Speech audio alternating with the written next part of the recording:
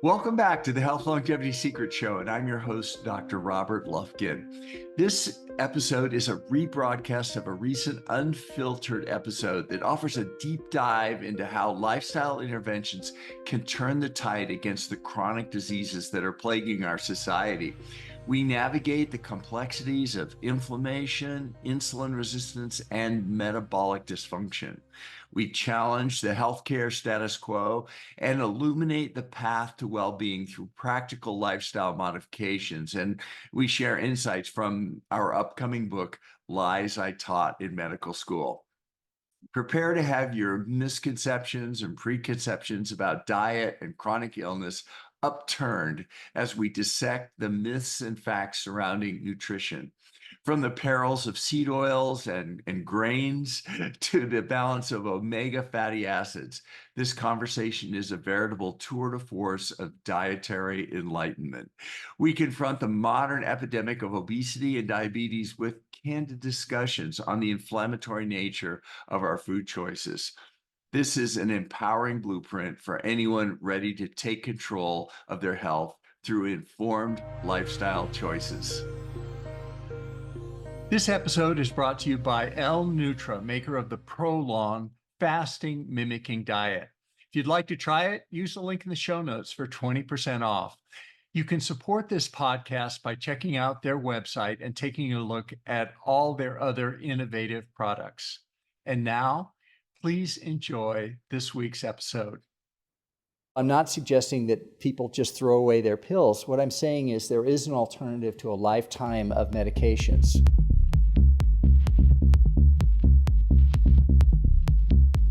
Dr. Lufkin, I wanted to start with talking about your book. Now, I know it's not out yet, but could you tell me a little bit about your motivations for wanting to write the book in the first place? Tell us the title and just a little bit about it. Thanks, Joe. The title is Lies I Taught in Medical School. It's sort of a provocative title, but I wanted to get the message across. It was driven, or the reason I wrote it was because I'm a medical school professor. I've spent essentially my entire career at medical schools, and I still am at medical schools teaching. And about 10 years ago, I came down with 4 chronic diseases that were fairly common, but they were diseases that when I went to the healthcare system, I was prescribed drugs for them, prescription medicines, and I started those drugs and all. But what I realized, those diseases that I came down with were the same diseases my father came down with, but he was 90 years old when he got them, and he eventually died of them. But I wasn't 90 years old. I still had 2 daughters who were just in elementary school, and I realized, wow, something, I didn't want to, be a casualty there. So I began looking at the science behind this, and I realized there's a growing body of research that looks at chronic disease a little bit different way than I'd been taught and the way that I was teaching in medical school. And that was that these chronic diseases, I had gout, which is a type of arthritis. I had pre-diabetes, which is a glucose metabolism abnormality. I had dyslipidemia, which is abnormal blood lipids. And basically, there were several diseases like that. And they were treated by the healthcare system as separate diseases.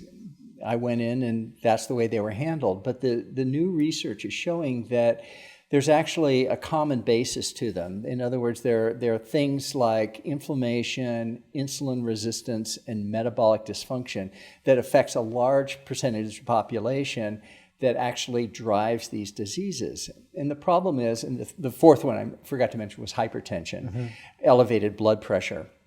So despite the fact that these seem like very different things, joint pain and hypertension or glucose abnormalities, they're actually all driven by these common factors, these inflammatory factors. And what I realized is that what conventional medicine was doing was just treating the symptoms. So I got a blood pressure medicine, it lowered my blood pressure, but it didn't change anything about the blood vessels that were causing the problem. The same thing with glucose. It lowered my glucose, but didn't change the underlying pre-diabetes. So what I began to find out as I studied more and more, there's growing evidence showing that you can reverse these metabolic factors, this insulin resistance and inflammation that I mentioned. But the interesting thing about it, there's not really a pill that works for those. And what works, though, is something even stronger, and that's lifestyle. So what I did was I went on a program of changing my lifestyle and doing certain things. And over time, basically, my blood pressure dropped, everything went back to normal. My doctors couldn't believe it. They were shocked, and they eventually stopped my prescriptions because I didn't need them anymore.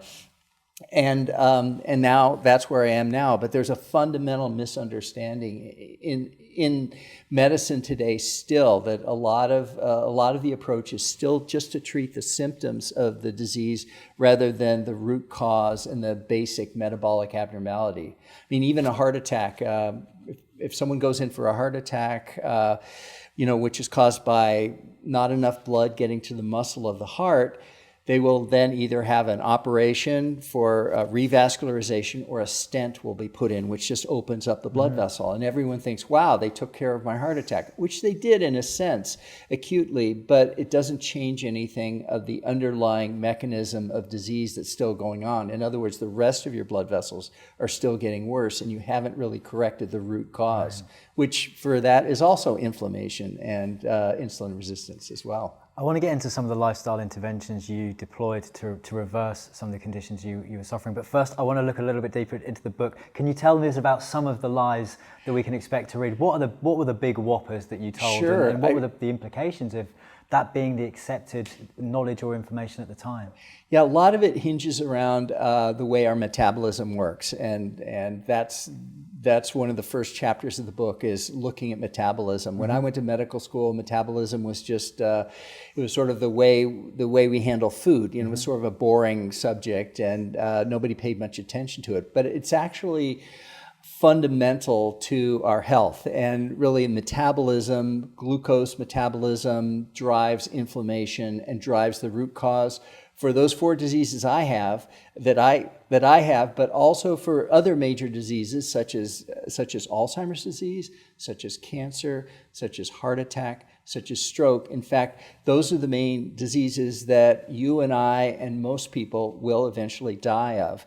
And they are driven to a large extent by these same metabolic factors. Looking at when you were facing those diagnoses, what lifestyle interventions did you deploy, and how did you get to the position in which you felt comfortable that was the right course of action? Because I think a lot of people face that decision of, do I need to make some lifestyle changes, or do I go down the medical route and just take medicine for the rest of my life? But then there can be a lot of uncertainty and how to know which is the right approach. How did you kind of navigate that maze? It's not easy, and I'm a professional medical person. That's what I do for a living, and it was confusing to me. It was difficult. So let me say, at first, I didn't stop taking the medications until the lifestyle worked. Okay. So if someone has a heart attack, you need to go to a hospital. Yeah. If someone has cancer, you need to have cancer treatment. If you have Alzheimer's disease, well, there is no treatment. But the point is, I didn't give up modern medicine, because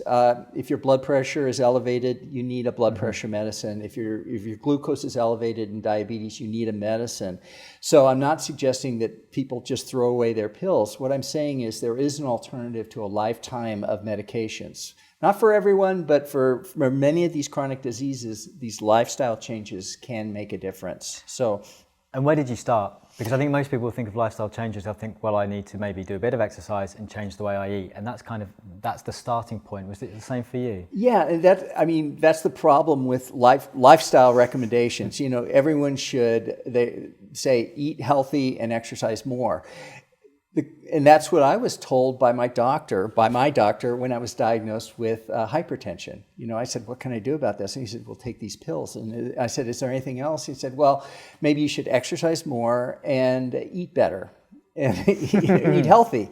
And I go, okay, everybody wants to eat healthy, but there's not even a consensus on what eating healthy is. And that, it's very difficult to navigate that. So I began reading the scientific literature as best I could. I interpreted it the best I could, and then I made decisions based on what I read, what I thought was the truth.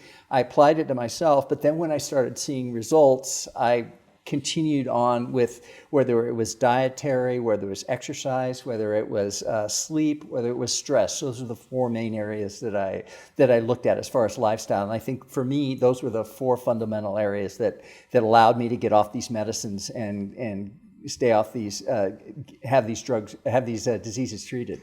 With the nutrition, I want to get into nutrition obviously into great detail, but for you, what was the starting point? What nutritional changes did you make, and how quickly did you begin to see or feel, I guess, the benefits? Yeah, and nutrition, let me just say at the beginning, I'm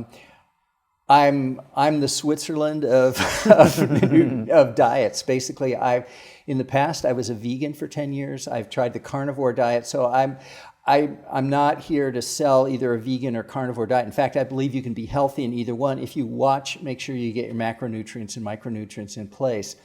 What I found most useful and kind of the common theme that worked for me was to get rid of junk food. And junk food is sort of like, saying don't eat junk food. It's like saying eat healthy. So the trick is how you define junk food and what you consider to be junk food. And for me, what I found to be junk food and what was giving me these diseases in my diet, so that when I gave it up, the diseases went away, were the way I recognize junk food. I counsel the patients I work with is that, well, first of all, most stores that we have, most food in stores are junk food. And if it's like a 7-Eleven we have here in the United States, or similar type, fast food or convenience stores, almost all the food there is junk food. So junk food I recognize is if it comes in a box and if it's brightly colored, that's a sign. If it has a long ingredient list. But in particular, there are three things I look for in junk food to avoid. One is sugar and refined carbohydrates. And refined carbohydrates is like bread, starch, rice, flour, all those things. It drives inflammation, drives insulin resistance. So sugar and carbs. Second is oils and seed oils. Basically, healthy fats are very important. I mean, I grew up believing that saturated fat and butter were clogging my arteries. And many of my colleagues still believe this, but what I've come to realize, and more people are realizing, that it's actually the carbohydrates all along that were causing the problems. So carbohydrates, then seed oils we mentioned, things like canola oil, vegetable industrial oils, things that the American Heart Association lists as heart healthy. And that's a whole story. We'll get to that in due course, I'm sure. but yeah, seed oils, and then basically the last thing is grains. For me, grains are problematic, cereals and grains, because in the United States at least, glyphosate is a herbicide that's sprayed on a lot of grains, and it's problematic. But secondly, gluten is a protein in certain types of grains, but not only gluten, other proteins that are present in grains in a large percentage of people drive antibody reactions or inflammation to these things. So even if you don't have frank celiac disease, which is gluten intolerance, many of us still have inflammation that's driven by grains and cereals. So for me, I cut them out of my whole diet, even whole grains. You've mentioned seed oils there, and I've seen from your work before, you list that above sugar as one of the leading causes of obesity, diabetes, a load of other health issues as well. What is it specifically about seed oils that are so bad in your view? Yeah, the seed oil evidence, I think, is very strong. It may not be as strong as the carbohydrate, but it's still enough to convince me to stay away from them.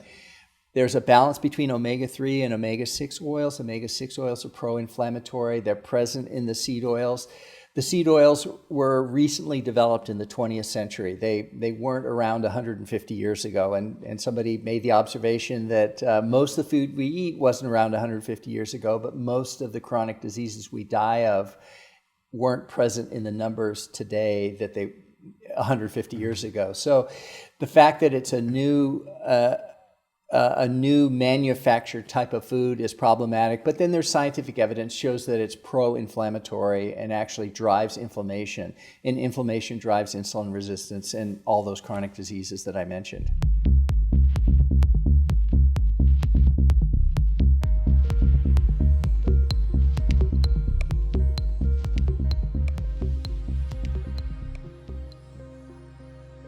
If you are enjoying this program, please hit that subscribe button, or even better, leave a review. Your support makes it possible for us to create the quality programming that we're continually striving for. Also, let us know if there is a certain topic that you would like to see covered or a particular guest that you would like to hear from. Can I start? Is it recording? It's already recording. Oh, sorry. This is for general information and educational purposes only, and it's not intended to constitute or substitute for medical advice or counseling, the practice of medicine, or the provision of healthcare, diagnosis, or treatment, or the creation of a physician-patient or clinical relationship. The use of this information is at their own user's risk. If you find this to be on the value, please hit that like button to subscribe to support the work that we do on this channel. And we take your suggestions and advice very seriously, so please let us know what you'd like to see on this channel. Thanks for watching, and we hope to see you next time. You should say that. No, that's good. It's for you to say it. I think that's very good. You like it? You want to do it one more time, or is that good? I think that was good. Yes. All right. You need to save the recording. Very good.